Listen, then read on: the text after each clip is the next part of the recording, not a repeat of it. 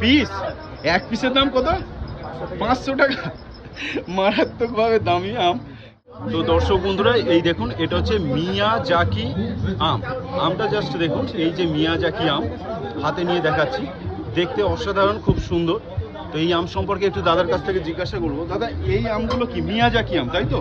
Miyazaki আম, এগুলোর kilo কত হয়, মানে দাম? কিলো তো জাপানে যেটা হয় সেটা 2 লাখ 2.5 লাখ টাকা কিলো, কিন্তু 2 লাখ 2.5 লাখ টাকা কিলো এই আমগুলো?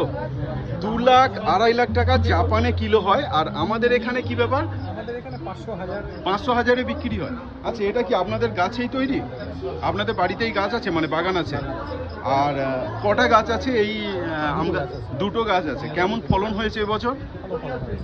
তাও কতগুলো আম পেয়েছেন? ওইভাবে তো কাউন্ট করা নেই। হ্যাঁ, তাও মোটামুটি একটা ধরুন তাও 150 পিসের মতো। 150 পিস। ও, তা বাজারে কি বিক্রি করেছেন একদম? আমরা বিক্রি আম মেলাতে নিয়ে আসেন দেখানোর জন্য।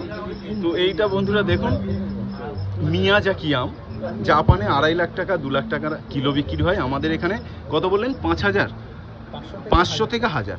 আমাদের এখানে তাও যদি 500 টাকা কিলো হয়, সেটাই আছে। পিস এক পিসের দাম কত? 500 টাকা। মারাত্মকভাবে দামি আম। খেতে কেমন হবে খাওয়ার ইচ্ছা আছে। তো আপনাদের বাড়িতে একটা নিমন্ত্রণ করুন আমাদের, আমরা একবার খেয়ে দেখে আসতে পারি। পুরাতন গঙ্গারামপুরে আমাদের বাগান রয়েছে। আচ্ছা। আমের সাথে আপনার পেয়ারা রয়েছে। আচ্ছা, সাথে লঙ্ঘন রয়েছে, আরো মানে গেলে ফ্রিতে খাইতে পারবো তো? কারণ কিনে খাওয়ার পয়সা নেই।